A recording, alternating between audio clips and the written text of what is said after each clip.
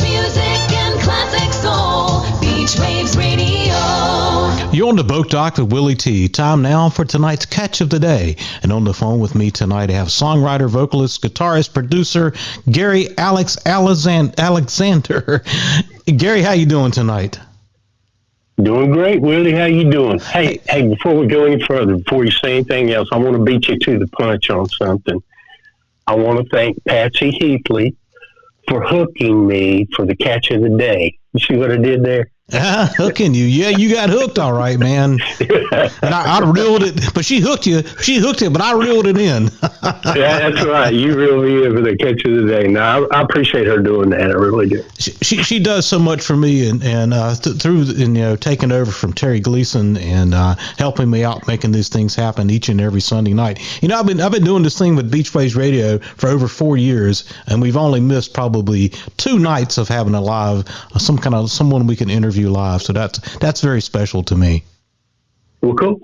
If you ever get to the point where you don't have someone again, just call me. we'll just talk and talk, man. You've been around. Hey, I've had you on the show before, and we featured a lot of your music, and man, just to catch up, and so much you've done for beach music through the years with entertainers and your own songs and everything, man. It's always a pleasure, and it's funny, first time we got to talking, I said Gary Alexander. Some people don't know me because a lot of folks just call you Alex.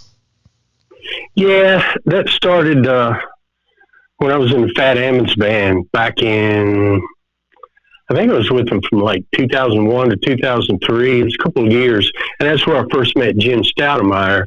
We were both playing in that band. I was already there when they hired Jim. And, but anyway, I don't remember why, but the guys, the band, they started calling me Alex, and it just stuck, so it kind of spilled over down into the Carolinas. When I went with the entertainers, all those guys started calling me Alex too. And, Earl, when he calls me, he always calls me Alex on the phone. So, but it's funny, people outside of the music industry, my family and all my friends back home up in Virginia, they don't have a clue who you're talking about if you say Alex, But anyway, that's how that all started.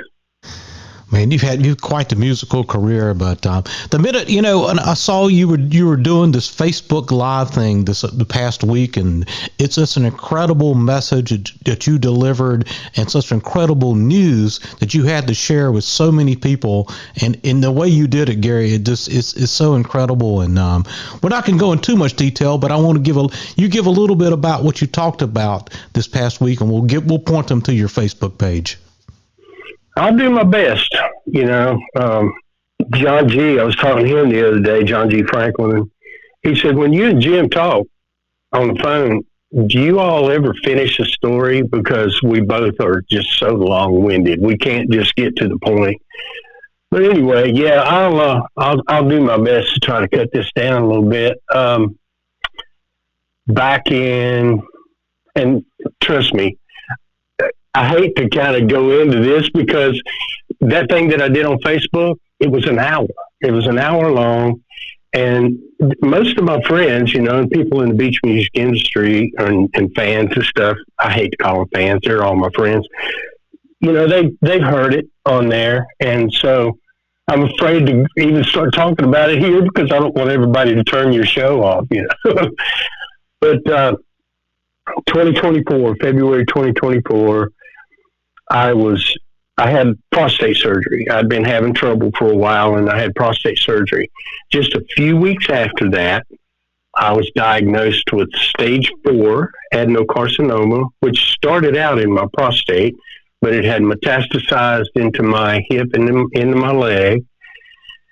So as soon as I started on the treatments there, it wasn't but a week or two after I started my first treatments for the cancer, I had a heart attack. And I was ready to give up at that point, but I just kept on pushing through it. And then my wife, she has this pageant system called World's Miss Tourism.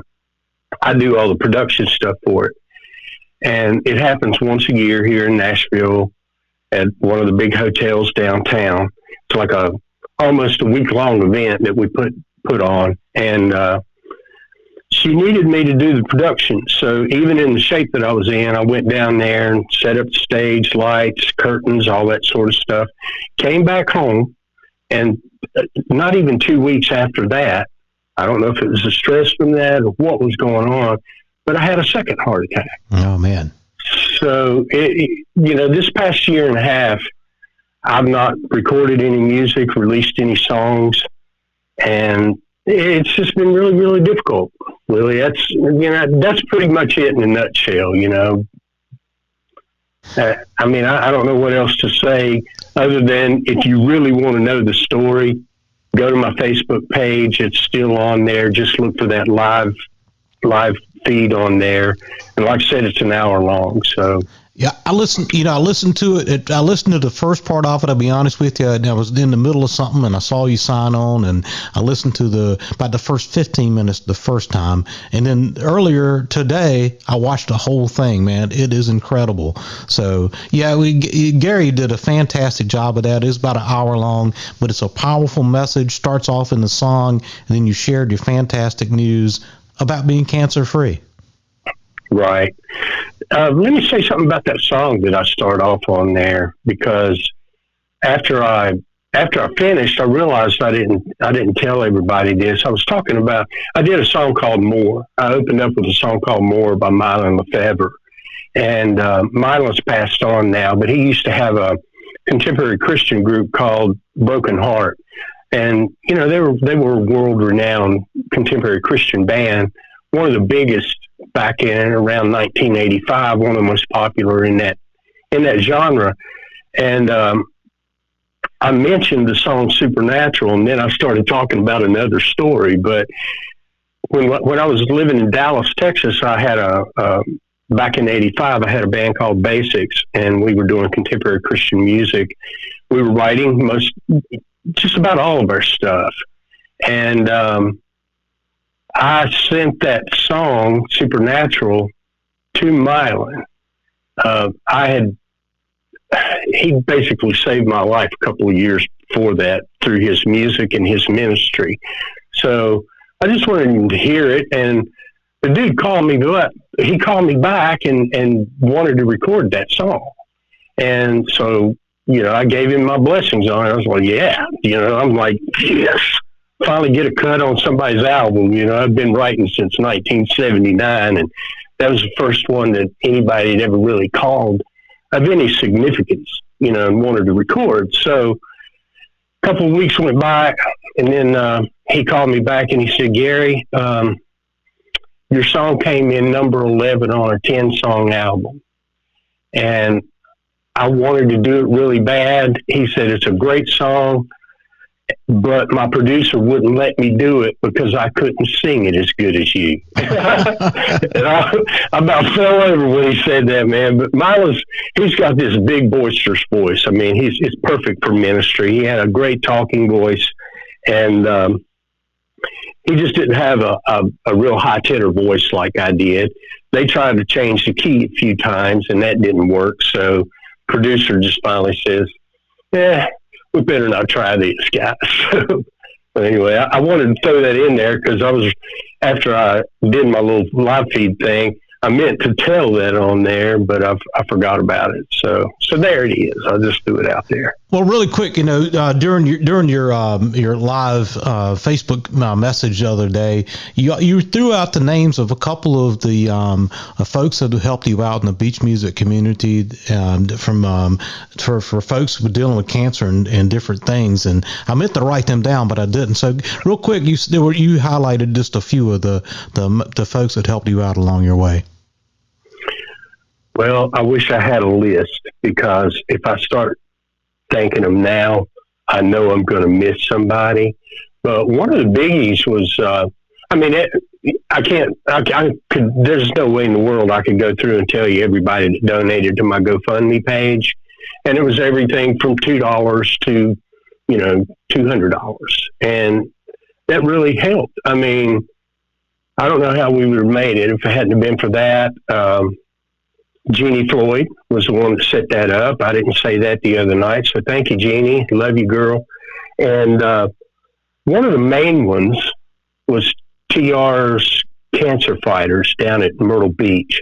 They're an organization that they do events down there to raise money to help people like me. I think mainly people that are affiliated with beach music, but they probably do stuff for people outside of that too. I'm just not aware of it. Yeah, that's the one. Oh, yeah. Sorry, I didn't mean to interrupt you. I know he's not listening because the guy's a mailman. He lives across the street from me. My neighbor that lives across the street from me, Tim and Jennifer Lewis, I wanted to thank them on there too, because I was so sick I couldn't hardly leave my house for like a year. And they came over here and mowed my yard and would not take any money. They did that all summer long. I'd go out there with money and try my best to give it to him, and he just would not take it. So, there's just all kinds of people stepping up that you'd never dream would do stuff like that. A lot of good people in the world, Willie. Well, yes, sir. And then you were talking about Jim Valvano in your speech and the things that he said, do, and it will come back to you multiple times over. I just love that. I grew up in the Carolinas, and Jim Valvano was a North Carolina State basketball coach. Right. And that was so we're not going. If you want to hear the full story, go to Gary Alexander on Facebook and scroll down. You'll find this program and listen to the whole thing, start to finish. It is fantastic. If you're not friends with me on Facebook and you want to find me, anything that I do online, my webpage, my YouTube channel, everything, just always go to like facebook.com/youtube.com/ The Real Gary Alexander. If you put in The Real Gary Alexander and spell it all as one word, you'll find me. All right. Well, I'm your friend. I've been your friend for a while, so I had no problem finding you on there. And so, right. Another thing that you alluded to, and you have a new song you're holding back, but it's coming out sometime in the spring, Soulful Sunshine. Tell us a little bit about that, if you can. Yeah, Soul Full of Sunshine. And I've been in the studio since 10. I'm still sitting here at my desk in front of my computer and stuff. I've been working on this song today since 10 o'clock this morning. And that's pretty much how most of my days go. I sit in here for hours and hours and hours at a time working on this music because I record everything myself, typically, except for keyboard stuff that I can't play. If I can't play it, then I usually get Richard Putnam to do it. He's out of North Carolina. He's got a studio in his house, and he did the piano and organ on it. But it's coming along really well. It's almost finished, and one of the things that I've been toying around with is whether to release it now or next spring. And I think I'm going to hold off until next spring because the song is about a summer setting at the beach, so we need songs to be released in the winter, but I've got other songs that I can release too. So I'll get one of them together and release one of those first before I do this one next spring. Okay, so I had it wrong. So the title is So Full of Sunshine. When you said it, soul, like your soul, SOUL, soul full of sunshine. A soul, okay, like soul. I've got a soul full of sunshine. Okay, I got to correct it. There you go. Look forward to that, man, and so many more songs from you. You got so many great songs throughout the year. Well, tonight, I appreciate you, and we're going to feature You Got Me Dancing. You want to tell us the story behind that one? Yeah, that happened because I've never really wanted to be, or never really strived to be the center of attention on stage. I've always been the guy that loves to lay down a bed of music for somebody else to solo over. I like, just being a sideman, basically. That's what I've always done best. And I've been around, man. I've played with Skeeter Davis on the Grand Ole Opry. I did openings for BB and CC Winans with this group I was in, contemporary Christian group I was in back in the 80s. But there's always been a star, a big star like Earl Dawkins. Yeah. And, I just love being back in the background. I do so many things. I've never really been comfortable talking. And I'm starting to come out of my shell a little bit. And my friends are telling me not to do it because I'm so long-winded. They're like, just don't talk, Gary. Just go play, okay? But, for some reason, I had produced probably 100 songs for people. And there's songwriters here in town, like this guy named Barrett Bryant. He brings me songs, and they'll just be songs where he's played a little bit on his acoustic guitar and sang into his phone. He'll give me that, and then I'll take the song and make a whole complete song out of it. I'll add drums, play all the parts and all the background parts and fully produce the thing up and then give it back to him. And after doing that for a long time, I did a lot of that type of stuff with the entertainers. And when I would see these songs go to number one on the radio, I just kept thinking, do I have anything to do with that? Am I good enough that helped? Or is it just because that's a name behind that song? And I told my wife, I said, I'm going to try it and just see. I mean, what's the worst that can happen? They won't play it. They won't play anything. So the pandemic happened, and I was already working on You've Got Me Dancing. And it had a totally different name to begin with. It's almost a different song, but I finished it shortly after everything shut down. And I'm like, great, I got this song. I'm really pumped about getting it out there. But it turns out it was perfect timing because it's such a fun and happy song that it really hit home with a lot of people because everybody was stuck at home. They couldn't go out to the clubs. The bands weren't playing. In fact, a lot of them broke up during that time because they just couldn't support themselves and keep going. There was a whole lot of things that changed during that pandemic, but I was already at home and not playing anywhere, so it really didn't affect me all that much. And then all of a sudden I was blessed with this number one song, You've Got Me Dancing, that was on the charts for like 6 weeks or so. Oh, wow. It was incredible. And so a year or so after that, I wrote another one called You're the One I've Been Dreaming Of. Sharon Hyler and Al Woodruff, both of them sang backups on it, as well as Tim Roberts down in Texas. And I did There's Always Beach Music, which was my last release, and then I got sick. So, I don't really have that many songs out there that are actually all me, that people would identify with me.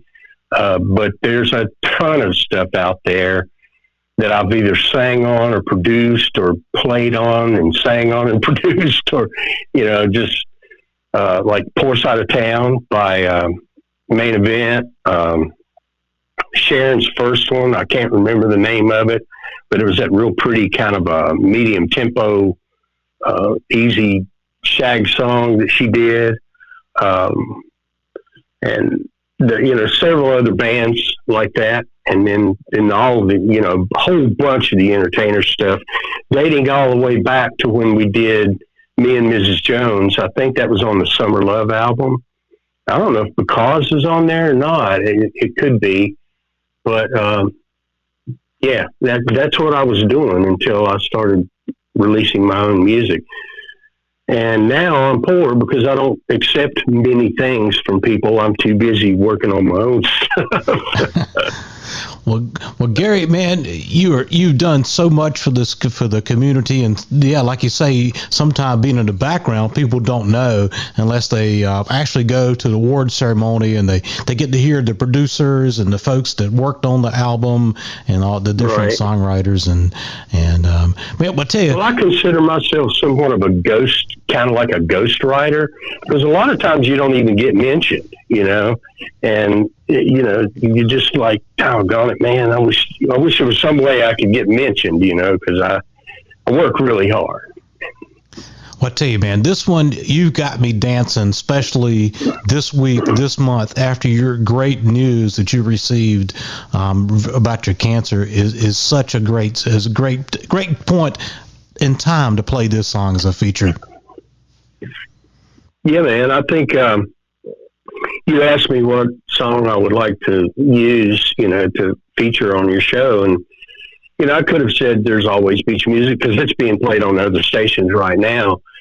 But this one's just fun, and I just love uplifting people and doing good things. So I thought it'd be a good idea to play that one just to lift everybody's spirits a little bit.